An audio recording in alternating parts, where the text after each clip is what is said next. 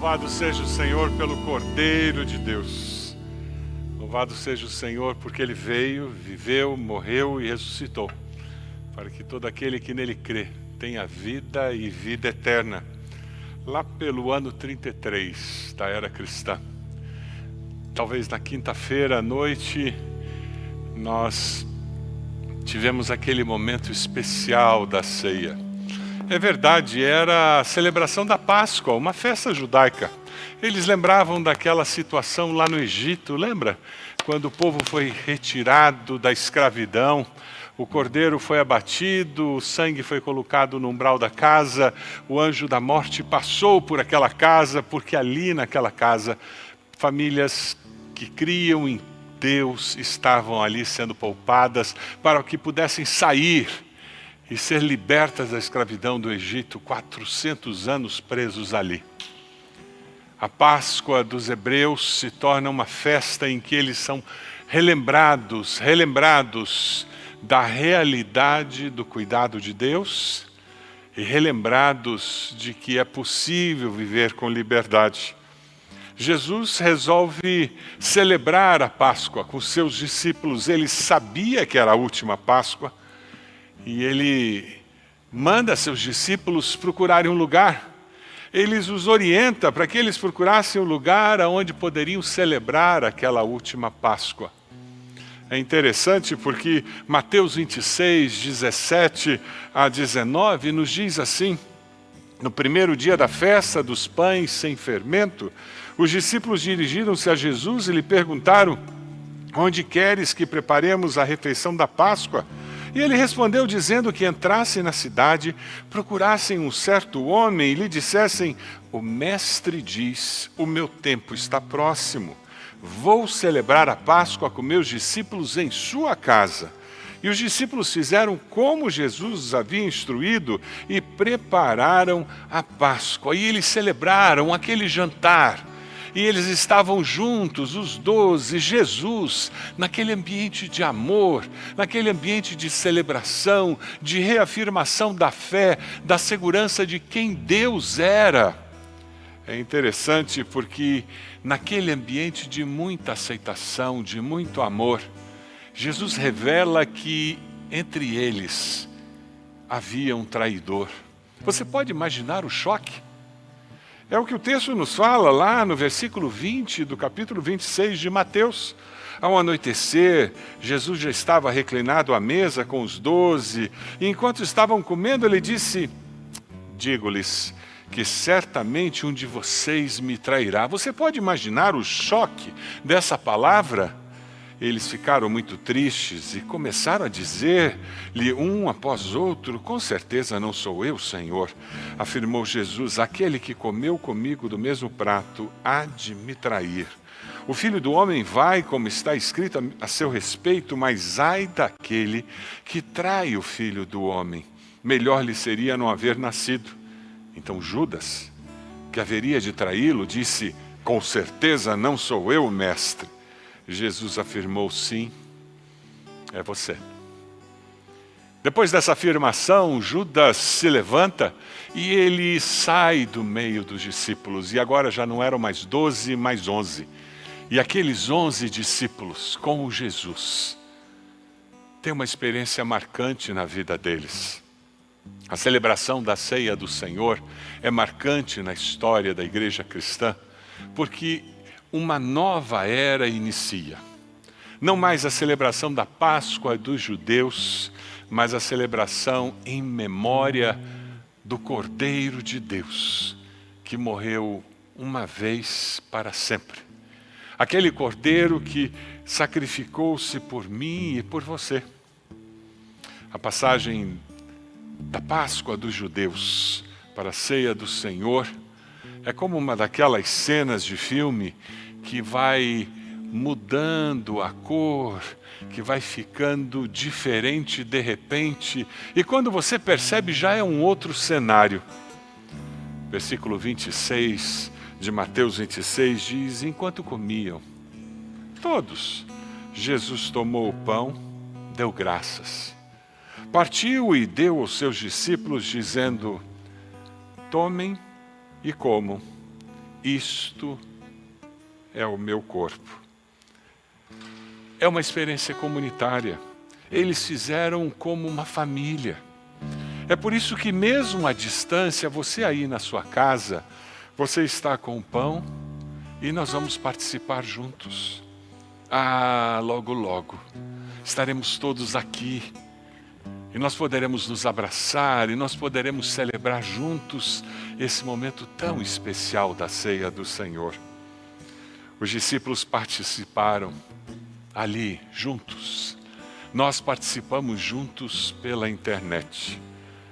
É um momento de introspecção, momento em que confessamos nossos pecados ao Senhor, momento de confissão, momento de arrependimento, porque Ele foi moído pelas nossas iniquidades. Momento de perdão, é momento de recomeço.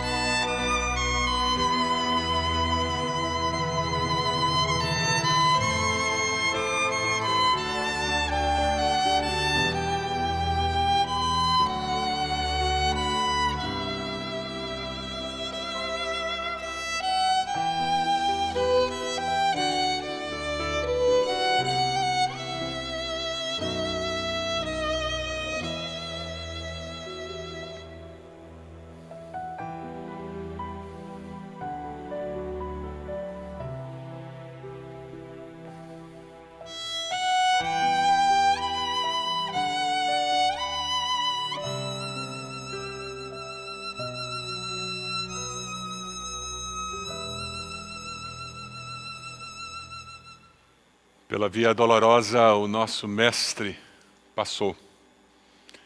Ele sofreu para que eu e você pudéssemos estar aqui, celebrando a ceia do Senhor. Eu queria convidar você a comer o pão, em memória dele. Comamos todos.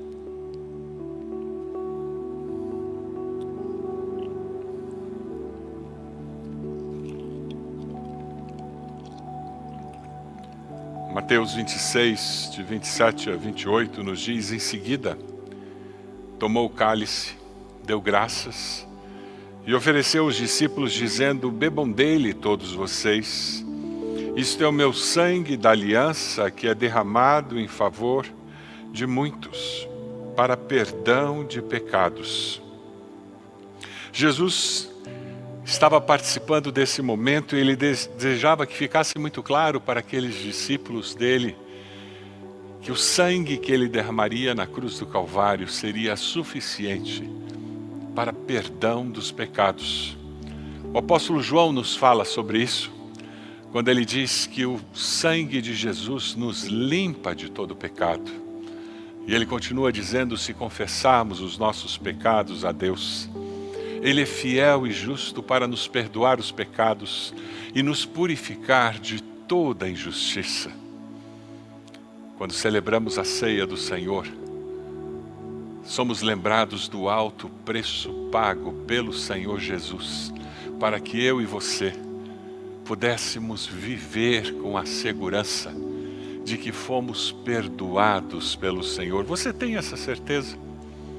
Você pode hoje celebrar perdão de pecados que você recebeu do Senhor, que tem gerado alegria, alívio no seu coração. Quem sabe hoje, na sexta-feira, desse fim de semana tão especial, você precisa ir até os pés da cruz e depositar mais um pecado, dizendo: Senhor, eu confio no sangue derramado na cruz. Eu preciso do perdão deste pecado. O nosso relacionamento com o Senhor é baseado em graça, favor e merecido. Quando nós tomamos o cálice, nós fazemos isso em memória do Senhor. Fazemos isso pela fé, porque nós cremos que um novo pacto foi firmado com o Senhor, baseado na graça, no favor imerecido, no grande amor revelado ali na cruz do Calvário. Você crê nisso? Bebamos todos juntos.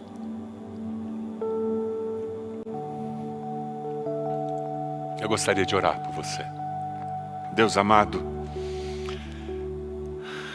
como agradecer por tamanha demonstração de amor. Como agradecer por tudo que o Senhor fez por nós, ali naquela cruz. Nós não conseguimos compreender, nós não conseguimos perceber todo o impacto que teve aquele sacrifício na cruz do Calvário.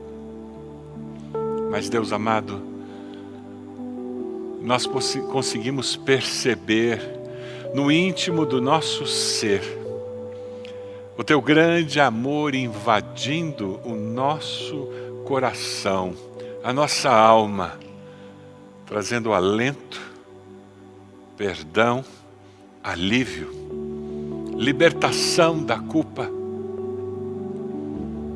Louvado seja o Senhor. Nós agradecemos pelo privilégio de celebrarmos a ceia do Senhor como família de Deus, cada um no seu lar, nós aqui na sede da IBB, mas Deus, unidos pelo teu Santo Espírito, que está em nossos corações, que nos faz família do Pai Celeste, que nos faz corpo de Cristo. Nós celebramos o teu grande amor demonstrado, porque o Senhor nos amou de tal maneira que deu seu único Filho, unigênito, para que nós, crendo no Senhor, pudéssemos ter vida e vida eterna. Louvado seja o nome do Senhor. Nós oramos.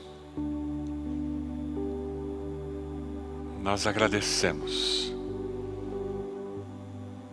Nós nos entregamos ao Senhor.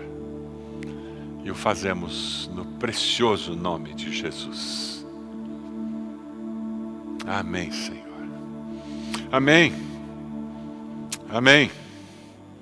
Eles jantaram. O texto bíblico diz que eles jantaram, cantaram, saíram daquele lugar. Foi assim que o texto terminou, depois de terem cantado um hino, saíram para o Monte das Oliveiras. Eles jantaram, cantaram e saíram daquele lugar. Mas sabe, a história continua. Lançou no mar os carros de Faraó, cantai, cantai, cantai. Quem é como o nosso Deus? Cantai ao Senhor, cantai, pois Ele triunfou.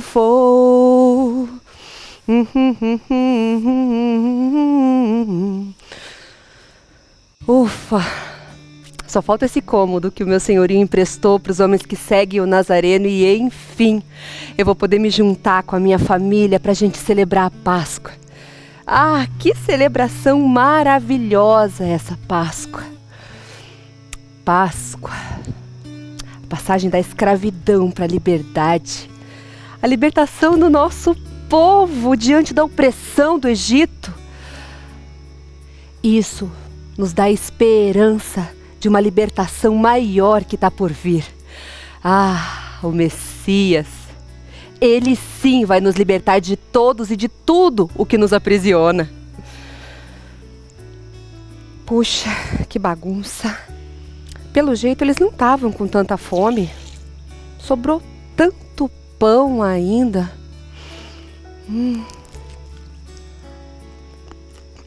Esse Nazareno, acho que é Jesus o nome dele. Que alvoroço ele causou quando entrou aqui em Jerusalém.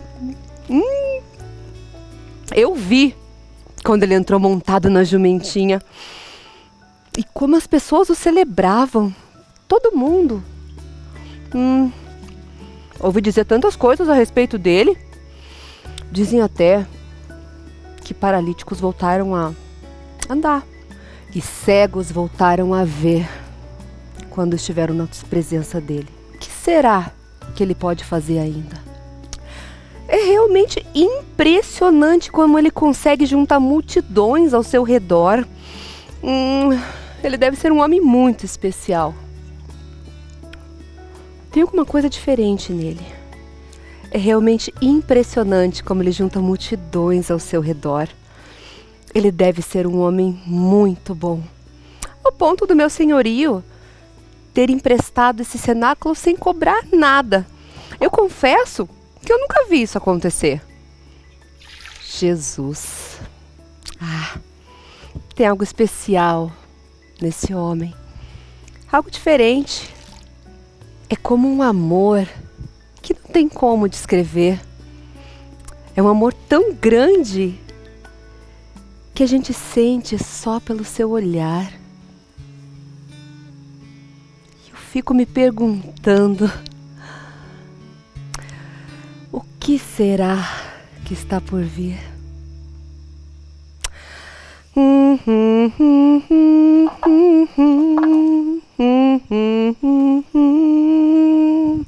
Lançou no mar os carros de Faraó, cantai, cantai, cantai. Você consegue imaginar se essa criada tivesse tido a oportunidade de ficar escondida num canto atrás da porta, enquanto Jesus e os discípulos estavam reunidos? Realmente está uma bagunça essa mesa. Tinha acabado a ceia, tinha acabado o jantar de Páscoa, eles já tinham ido embora para o Monte das Oliveiras. Ela estava impressionada porque ela viu aquele momento especial da entrada triunfal de Jesus. Mas você pode imaginar se ela estivesse atrás da porta? ouvindo Jesus falar do grande amor dele, falar alguma coisa a mais daqueles ensinamentos tão especiais. Só de ouvir falar de Jesus, ela já estava impressionada. Só de ter visto o olhar dele, ela já foi tocada. Você pode imaginar se ela tivesse sido exposta aos seus ensinamentos, ela certamente teria tido uma experiência muito diferente. Você consegue imaginar se ela tivesse ouvido sobre a traição, o susto que ela levaria? Mas sabe, ela viu a entrada triunfal de Jesus em Jerusalém. Ela pôde ver o resultado daquela janta. Mas sabe uma coisa que eu fico pensando?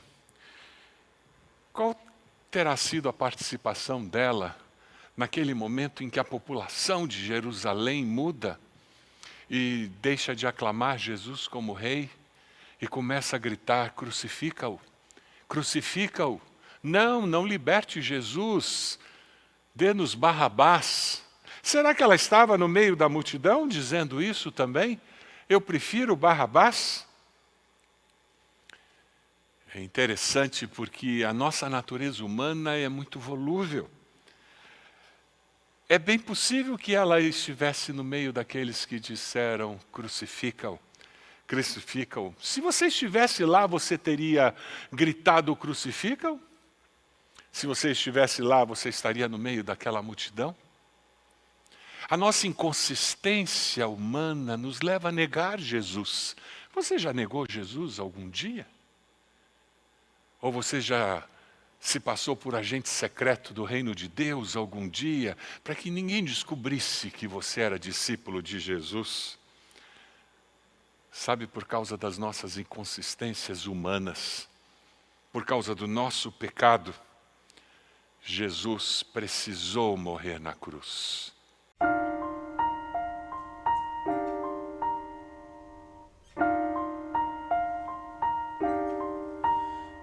De cruz se erigiu, dela o dia fugiu, revelando vergonha e pavor. Mas eu amo esta cruz, porque nela Jesus deu a vida por mim, pecador.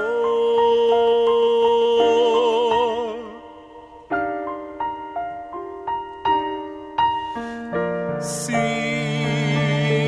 eu amo a mensagem da cruz. É morrer, eu a vou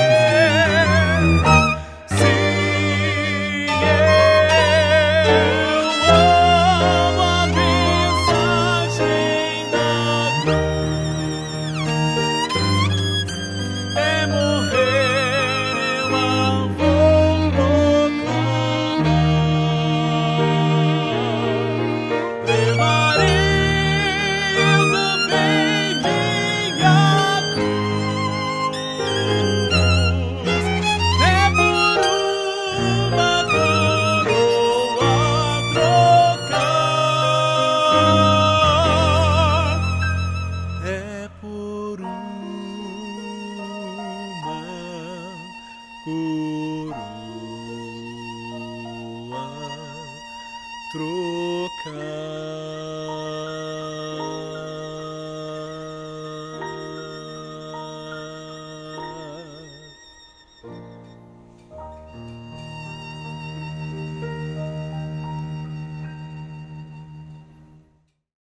Jesus crucificado. Tempo muito curto, muito curto. Amor sem medida, um preço altíssimo foi pago para que nós pudéssemos desfrutar do perdão dos nossos pecados. O cenáculo, a celebração da ceia, a cruz do Monte Calvário, essa é pouco tempo demais para muita emoção. Na sexta-feira da paixão de Cristo, nós refletimos nesse amor sem medida. Importante nós lembrarmos que é amaldiçoado quem é pendurado no madeiro. Estamos tão acostumados com colares com cruz, com imagens de cruz, com igrejas com cruz, que nós nos esquecemos que as Escrituras dizem que é amaldiçoado aquele que é pendurado no madeiro. Deuteronômio 21, 22, 23 nos diz: se um homem culpado de um crime que merece a morte for morto e pendurado no madeiro, qualquer que for pendurado no madeiro está debaixo da maldição de Deus. Essa era a ideia, o conceito que era encontrado naquele momento em que Jesus é pendurado no madeiro por sua causa, por minha causa. Quando nós estudamos a morte de Cristo, nós temos que usar a literatura disponível, nós temos um corpo, não temos remanescentes do esqueleto de Jesus. As fontes para estudar sobre a morte de Cristo são os 4 evangelhos, Mateus, Marcos, Lucas e João.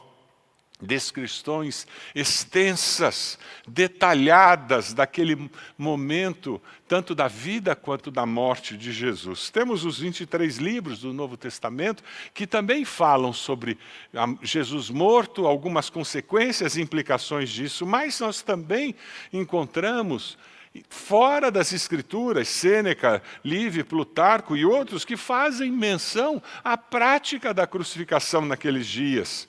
Encontramos historiadores romanos como Tácito, Plínio, o Suetônio, que falam sobre crucificação também e falam sobre a crucificação de Cristo.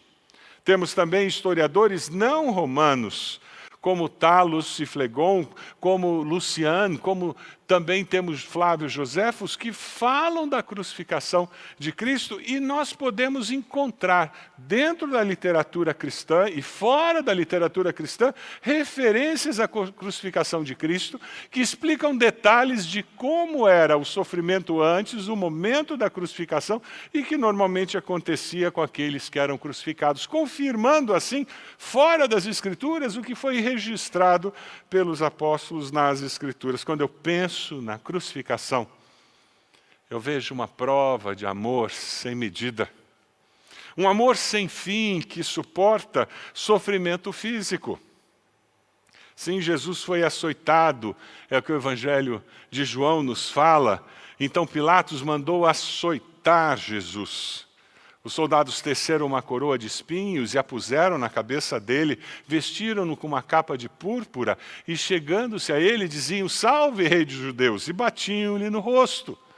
Envergonhado, humilhado e açoitado. O chicote é interessante porque o chicote tinha na sua ponta daquelas correias de couro, eles colocavam ou bolinhas de chumbo ou colocavam pedaços de osso, para que quando aquele pedaço de couro batesse nas costas da pessoa que estava sendo chicoteado, aqueles pedaços de osso ou aquela bolinha de metal causasse um ferimento, para que houvesse sangria, para que a pessoa tivesse um problema maior e sofresse mais. A perda de sangue no açoitamento podia fazer com que a pessoa morresse mais cedo na crucificação. No pretório, Jesus foi severamente chicoteado. 1 Pedro 2,24 diz que ele mesmo levou em seu corpo os nossos pecados sobre o madeiro. Por que isso? A fim de que morrêssemos para os pecados e vivêssemos para a justiça. Por suas feridas vocês foram curados. No dia de hoje nós celebramos o fato de termos um Salvador que estava disposto a sofrer fisicamente para que eu e você pudéssemos ser perdoados dos nossos pecados. Não se sabe o número de chibatadas que Jesus recebeu. A lei judaica falava em 39 chibatadas. O abuso físico e mental que Jesus sofreu foi tremendo, intenso, mas certamente essas chibatadas afetaram muito a sua resistência ali na cruz do Calvário. Além das chibatadas, ele teve que carregar a barra horizontal da cruz, era uma prática comum, através das ruas. Uma barra que pesava de 34 a 57 quilos. João nos fala que finalmente Pilatos o entregou a eles para ser crucificado. Então os soldados encarregaram-se de Jesus, levando a sua própria cruz. Ele saiu para o lugar chamado Caveira, que em aramaico é chamado Gólgota. Jesus suportou tudo isso por amar você. E então ele foi crucificado. Cravos nas mãos. Alguns dizem que não foi exatamente nas mãos, mas aqui no pulso, para que pudesse sustentar o peso do corpo. Ficou pendurado no calor do sol. Furaram seu lado, porque ele já estava morto quando vieram quebrar seus ossos. Sentiu sede, porque como eu e você, ele sofreu fisicamente. João 19 diz, ali o crucificaram e com ele 2 outros, um de cada lado de Jesus. Pilatos mandou preparar uma placa e pregá-la na cruz com a seguinte inscrição, Jesus Nazareno, o rei dos judeus. Ele foi crucificado entre 2 ladrões, num lugar cosmopolita, na encruzilhada de caminhos, e aquela multidão que passava por ali o via crucificado, e foi testemunhado por todos que Jesus de Nazaré estava sendo crucificado publicamente. João 19, 28, 37 diz, mais tarde, sabendo então que tudo estava concluído, para que a Escritura se cumprisse, cerca de 300 profecias, Jesus disse, tenho sede. Estava ali uma vasilha cheia de vinagre, então embeberam uma esponja nela, colocaram a esponja na ponta de um caniço de sopo e ergueram até os lábios de Jesus. Tendo provado, Jesus disse, está consumado. Com isso, curvou a cabeça e entregou o seu espírito. Missão cumprida. Quando você pensa na crucificação, no seu coração existe um reconhecimento de que Jesus veio, morreu, por causa dos seus pecados. Você já se arrependeu dos seus pecados e já confessou Jesus como Senhor e Salvador da sua vida? Quem sabe hoje é o dia em que você pode tomar essa decisão. E você pode reconhecer tamanha demonstração de amor que foi dada por Jesus. E nessa Páscoa, você pode começar uma nova história. Uma história diferente. Uma história com alguém que provou o seu grande amor. A Bíblia diz, mas Deus prova o seu amor para conosco, em que Cristo morreu por nós, sendo nós ainda pecadores. Antes de nós nos importarmos com Deus, Jesus morreu por você e por mim. É interessante porque Jesus não sofreu fisicamente apenas. Jesus sofreu também muito emocionalmente. Nós falamos durante a ceia sobre a traição que Jesus sofreu. Sim, quando ele estava lá no jardim do Getsêmani, você deve lembrar da história. Dirigindo-se imediatamente a Jesus, Judas disse: "Salve, mestre", e o beijou. Você já foi traído por alguém? Alguém que você amava? Alguém em quem você confiava? Pedro também negou a Jesus. Durante o julgamento, ele estava no pátio, e aquilo que Jesus havia falado cumpriu-se na vida de Pedro. Pedro respondeu pela terceira vez: "Homem, não sei do que você está falando. Eu não conheço. Eu não sou um deles." Esta foi a terceira vez. Falava ele ainda quando o galo cantou. O Senhor voltou-se, olhou diretamente para Pedro. Então Pedro se lembrou da palavra que o Senhor lhe tinha dito: "Antes que o galo cante hoje, você me negará 3 vezes." Saindo dali, chorou amargamente. Você consegue imaginar esse olhar do Senhor para Pedro? O Senhor Jesus havia dito que ele o negaria 3 vezes. E Pedro disse: "Não, Senhor, jamais." E na terceira vez, o Senhor está ali sendo julgado. Ele sabe que Pedro está lá no pátio. E quando o galo canta, o Senhor Jesus sabe o que está acontecendo. E o olhar dele vai até Pedro. Quando o galo canta, o olhar de Pedro vai até Jesus. E ele sai chorando com arrependimento.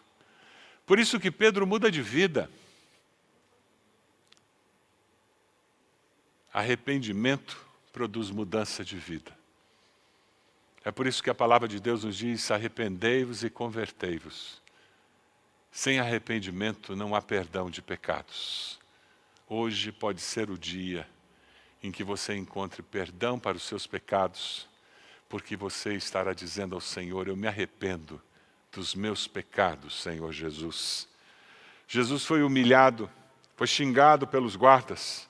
Jesus foi abandonado pelos discípulos. Ele estava no Getsêmani, ele estava orando, ele estava naquela luta, dizendo: Pai, se possível, passe de mim esse cálice. Ele deixa os discípulos ali e diz: por favor, orem por mim, acompanhem-me nesse tempo de vigília. Jesus volta e diz: Simão, disse ele a Pedro, você está dormindo? Você não pôde vigiar nem por 1 hora comigo? Ele foi abandonado na hora mais crucial da sua vida por aqueles que ele amava. Mas Jesus não sofreu apenas fisicamente, ele não sofreu apenas emocionalmente, Jesus sofreu espiritualmente também ali na cruz do Calvário. Nós cantamos aqui sobre o Cordeiro de Deus. 2 Coríntios 5, 21 diz: Deus tornou pecado por nós aquele que não tinha pecado, para que nele nos tornássemos justiça de Deus. Sabe por que você não vem à igreja trazendo um animal para apresentar num altar, na frente do salão de cultos, aos domingos, quando você vem adorar a Deus? Sabe por que você não tem que comprar uma pombinha para apresentar ao Senhor e sacrificá-la? Sabe por que você não precisa trazer um cordeiro para impor as mãos e apresentar aquele cordeiro intercedendo pela sua família? Sabe por que não é necessário mais esse tipo de sacrifício? Porque já aconteceu um sacrifício que tem valor eterno, permanente. O Cordeiro de Deus, que não tinha pecado, foi sacrificado de uma vez para sempre. Aleluia! Mas quando Jesus estava ali como Cordeiro de Deus, pela primeira vez ele experimentou a separação do Pai. É o que o relato de Marcos nos fala, em Marcos 15, 33, 34. E houve trevas sobre toda a terra, do meio-dia às 3 horas da tarde. Por volta das 3 horas da tarde, Jesus bradou em alta voz: Eloi, Eloi, lama sabachthani, que significa: meu Deus, por que me abandonaste? Naquele momento em que Jesus assume o pecado de todo o tempo, é rompida a comunhão perfeita com o Pai. Essa foi a maior dor que ele poderia experimentar. O Cordeiro de Deus, sofrendo por mim, por causa dos meus pecados, sofrendo por você, por causa dos seus pecados. É por isso que, na Páscoa, nós falamos de um amor sem medida, um amor sem fim, um alto preço que foi pago para que eu e você tivéssemos vida e uma vida cheia de significado aqui. Tivéssemos vida e vida eterna, porque Cristo morreu e ressuscitou.